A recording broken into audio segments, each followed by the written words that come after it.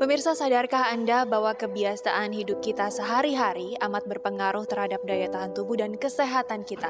Ketika daya tahan tubuh kita mulai menurun, maka berbagai penyakit pun dengan mudah menghigapi tubuh kita.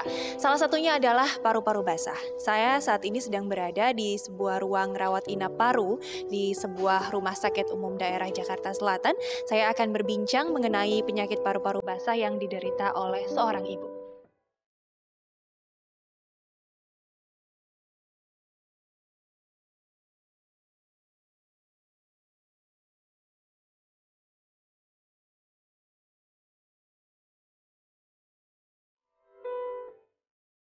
Pemirsa, ini adalah Ibu Masna, pasien penderita paru-paru basah, dan ini adalah Ibu Rina, anak dari Ibu Masna yang akan kita ajak berbincang nih ya. Ibu Rina, apa kabar Ibu? Alhamdulillah, Baik ya Bu ya. iya. Kalau Ibu Masna sendiri gimana kondisinya sekarang Bu?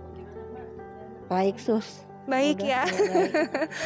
Bu, mungkin bisa dijelasin sama Bu Rina, ketika masuk ke rumah sakit apa aja gejala yang pertamanya di awal penyakitnya Ibu Masna ini yang dirasakan apa? Kalau masih kesini dibawanya waktu itu sesak napas, terus batuk, karena udah 3 hari batuk ya. Terus udah gitu emang dia juga punya riwayat gula sama darah tinggi. Berarti sudah ada riwayat penyakit sebelumnya, yaitu udah. gula dan juga darah tinggi. Iya. Oke. Yang dirasakan ketika itu batuk, sesak nafas, mungkin ada demam juga Bu Masna? Ada demam. yang ada demam, iya. Demam juga Ada ya. panas, iya. Oke. Waktu itu sampai berapa suhunya? Sakit kepala. Waktu itu cuma berarti 39 apa 38 ya dok 38, ya. 39 Kalau ya. demamnya mah. Berarti gejala awalnya itu lebih kayak penyakit biasa ya Bu? Ya Iya. mungkin orang juga nggak sadar kalau itu Nggak. ternyata paru-paru basah. Ibu sendiri juga mungkin Nggak tahu. nggak tahu ya. Iya. Kalau Bu Masna sendiri sebelum ini sudah punya riwayat penyakit pernafasan, saluran pernafasan? Belum Belum nggak ada? pernah ada, enggak. Oh, Nggak berarti pernah. ini baru Baru. masuk rumah sakit ketika Baru, divonis iya. paru-paru Baru basah. Oke. ini. Bu, ada nggak kebiasaan dari Bu Masna mungkin ya sehari-hari yang kira-kira oh ternyata itu pencetusnya paru-paru basah? Iya mungkin aja bisa sih karena dia suka pakai baju basah.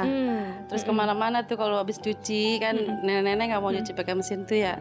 Jadi dia nyuci terus pakai baju basah. Sekarang suka ke warung, suka ke tukang sayur, jemurin cucian. Oke. Iya, Jadi baju basah lama-lama tapi nggak diganti, nggak diganti. gitu. Oh, oke. Dari situ kali barunya juga saya juga kurang paham Itu ya. anggapan gitu. Ibu seperti itu gitu ya. Oke. Berapa lama Ibu Masna di sini Bu? Sudah seminggu. Sudah seminggu Iya. ya. Selama seminggu pengobatan apa aja yang udah dijalanin Ibu? Pengobatannya sih banyak dia. Ada diabetes, obat udah, terus ada flek parunya, ada obat jantungnya. Oh, iya. Sakit kepala juga ada sih, paracetamol dikasih sama Semuanya antibiotik. obat minum ya, Bu, iya, ya? ada obat suntik juga, Ada obat antibiotik, suntik, obat iya. minum dan suntik. Ada terapi khusus nggak yang dijalani sini? Belum sih, Belum ya. belum. Jadi semua obat lewat suntikan, Lewat suntikan, dan juga lewat diminum. diminum, Oke. iya. Bu, kalau Ibu sendiri nih ya, pasti kan bukan hal yang ringan ya namanya ngerawat orang tua, apalagi dalam kondisi yang sedang tidak sehat. Gimana Bu? Apa yang dirasakan selama seminggu ini setidaknya merawat seorang penderita paru-paru basah? Iya, itu biasa aja sih. Karena kan emak juga baru ya. Jadi kita nikmatin aja ngerawatnya, sabar. Ada Perlu kendala kesabaran. Ada kendalanya nggak kalau merawat Ibu Masna ini? Enggak sih. Nggak ada. Iya, nggak Kalau ada. ketika sesaknya datang, kambuh kayak gitu gimana? Karena kemarin itu baru kali itu aja. Oh. Jadi saya juga nggak paham banget yang kemarin.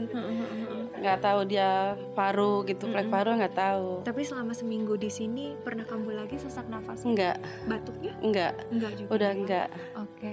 Bu, kalau Iya, paru-paru basah ya. Jadi ini penyakit Iya. infeksi yang bisa menyerang siapa saja. Dan tadi kita lihat Bu Masna ya, semoga lekas sembuh Bu. Jadi memang ini tadi kata cerita dari Rina anaknya bahwa Ibu Masna ini suka basah pakaiannya. Iya. Nah ini Dita kalau olahraga suka basah nih Nah itu pakaiannya. dia nih. itu sebenarnya bikin penasaran sih dok. Sebenarnya kan kayak misalnya kita nih saya juga olahraga tuh bener-bener kalau misalnya keringetan tuh sampai baju itu basah. Terus kebiasaan saya adalah tetap pakai baju basah itu, terus kena AC, terus sampai baju basahnya kering lagi dok. Itu seperti apa nih dok? Itu bener-bener bisa memang bener bisa bikin paru-paru basah atau Tidak. Oh, Tidak. Ya. Oh, Jadi sebenarnya disebabkan oleh apa nih dok paru-paru basah ini? Mungkin bisa dijabarkan lebih lanjut dok. Iya. Jadi paru-paru basah itu sebenarnya kenapa dikatakan basah? Karena yang tadinya harusnya kering jadi basah gitu, makanya dikatakan paru-paru basah ya. Jadi paru-paru harusnya isinya udara, kantong udaranya isinya udara, sekarang terisi cairan. Tapi cairan ini terbentuk dari mana? Paru-paru basah, kedokterannya bilangnya pneumonia. Ya, betul. Jadi pneumonia itu adalah infeksi paru. Infeksi paru yang disebabkan oleh mikroorganisme. Jadi mikroorganisme itu bisa bakteri, bisa virus, bisa jamur. Nah, jadi bentuk infeksi ini kemudian mikroorganisme ini masuk ke dalam tubuh, kemudian masuk ke dalam terinhalasi ya lewat nafas. Kemudian masuk ke paru, kemudian dia berkembang biak, kemudian dia merangsang terjadinya inflamasi paru. Kemudian terbentuklah cairan-cairan ini. Dok, ini masyarakat perlu tahu dok ya, sebetulnya yang bisa terkena pneumonia atau paru-paru basah ini, tadi kan kita lihat Bu Masnah sudah berusia lanjut. Apakah juga bisa menyerang yang lainnya, anak-anak, kemudian anak muda? Betul, ya betul sekali. Jadi paru-paru basah atau pneumonia ini mudah terserang pada terutama anak-anak balita, terutama lagi di bawah 2 tahun.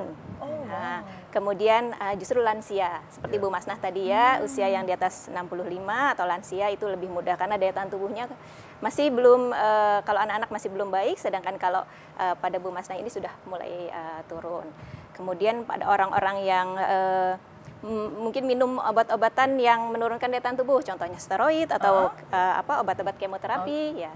Kemudian ya memang daya tahan tubuh sendiri ya, contohnya HIV. Jadi semuanya berpotensi dok ya bisa terkena paru-paru basah.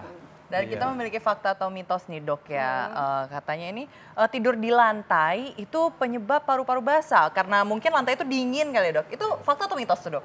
Mitos. Mitos karena di lantai ya tergantung. Kalau mungkin di lantai, kalau tidur di lantai jadi mungkin daya tahan tubuhnya jadi kurang baik gitu begitu ya. Kalau daya tahan tubuhnya kurang baik, ada kuman yang di udara, kemudian terinhalasi jadi mudah terkena. Tapi bahwa tidur di lantai sendiri tidak menyebabkan pneumonia. Jadi mitos dok ya. Iya, sebenarnya itu kalau misal tertular itu bisa dari udara ya ternyata. Misal kita Iya, karena paru-paru masuknya pasti inhalasi lewat udara, jadi pasti kuman ada di udara. Dok, fakta mitos lagi nih dok ya, katanya penggunaan AC secara rutin, kipas angin itu bisa dapat menyebabkan paru-paru basah dok. Mitos juga itu. Itu mitos, oke.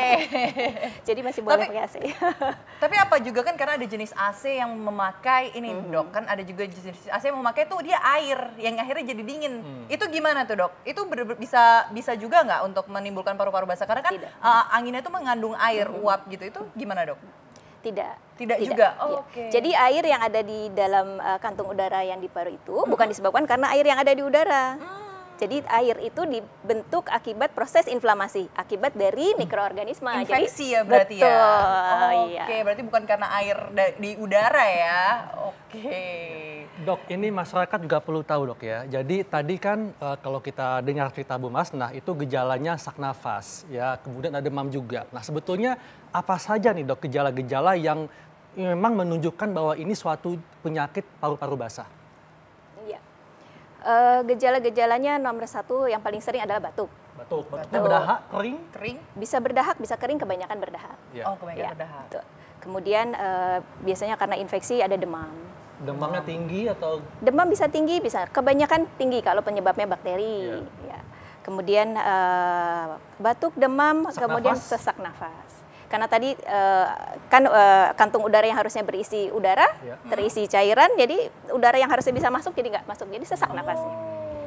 Dan mungkin kapasitasnya jadi kurang. Sesaknya itu seperti apa dok? Itu kayak rasanya tuh kayak sesak nafas kayak orang habis olahraga, atau rasa sesak nafas kayak orang asma yang nggak bisa menghirup, atau sesak nafas yang kayak sampai sakit banget? Itu kayak apa dok rasanya? Sesak nafasnya cepat, lebih cepat ya.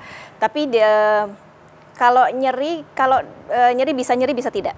Ya. Sedangkan kalau kalau pada asma tadi ya, kalau pada asma ada bunyi mengi, ada ngik-ngik ya. Kalau pada pneumonia atau pada paru-paru basa ada. ya, dia sesaknya nafasnya cepat aja. Jadi nafasnya cepat dok ya, seperti gitu dok. Betul. Oke deh. Iya. Itu kayak orang nangis ya dok ya. Oke dok, katanya ini ada fakta mitos lagi nih dok ya. Katanya kalau kita sering mandi malam ini dok, kata itu bisa menyebabkan paru-paru basah dok. Itu tuh fakta atau mitos dok? Mitos. Saya juga kebetulan sering mandi jam 1 malam. Mandi atau di kembang nih? saya baru pulang kerja ya kan, kalau live tengah malam. Itu fakta atau mitos dok? Mitos. Jadi tenang aja. Aduh tenang ya. Mitos, tidak. Jadi yang penting dijaga adalah daya tahan tubuhnya. Oh sebenarnya daya tahan tubuhnya ya. Ya, kalau misalnya sering mandi malamnya memang karena begadang ya sehingga menyebabkan daya tahan tubuh turun ya. Jadi bisa juga. Bisa juga, tapi bukan karena mandi malamnya gitu. Ya. Nah dok, katanya nih ya dok ya, katanya kan banyak banget ya yang beredar di masyarakat Indonesia karena tangannya kalau berkeringat itu kalau nggak paru-paru basah ya jantung dok. Itu fakta atau mitos tuh dok? Apa nih ya? Kalau tangannya Mitos basah, ya? keringetan. Mitos itu, ya. Mitos karena enggak. Tadi seperti saya gejala paru-paru basah tidak termasuk tangan yang basah berkeringat, betul. Biasanya tangan yang berkeringat penyebabnya yang lain. Oke, nah dok, nih dok, karena kan mungkin saya juga mau tanya nih, karena kan kebetulan pengendara motor di Indonesia itu mungkin banyak sekali nih dok, apalagi di Jakarta populasi itu juga sangat tinggi. Dan kalau misalnya untuk pengendara motor sendiri nih dok, karena mungkin mereka sering menghirup polusi dan akhirnya dia menghirup karbon dioksida. Itu tuh gimana dok? Itu bisa menyebabkan paru-paru basah atau tidak? Itu fakta atau mitos? Nah, tapi sebelum itu jangan dijawab dulu dokter. Karena kita akan kembali sesaat lagi.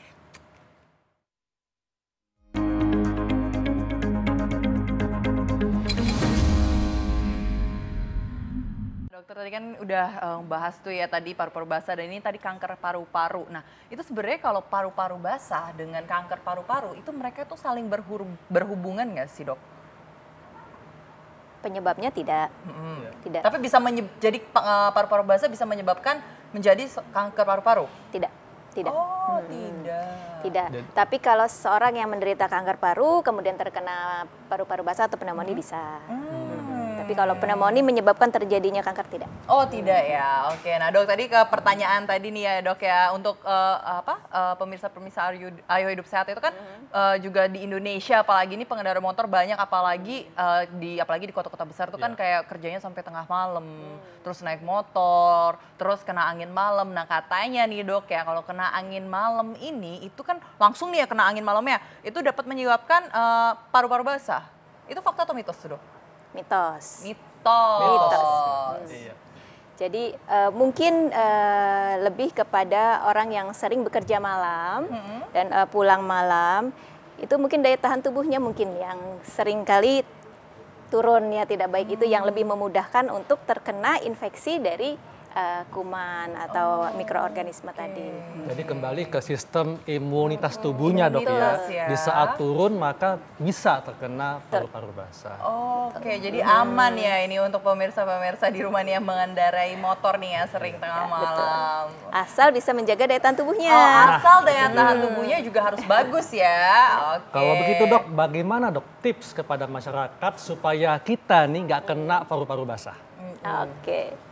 Ya, seperti tadi penyebabnya adalah daya tahan tubuh yang turun dan kemudian masuknya ke mikroorganisme.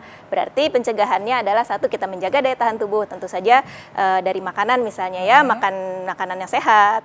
Kemudian pola hidup sehat, olahraga, pilih menu makan yang baik. Kemudian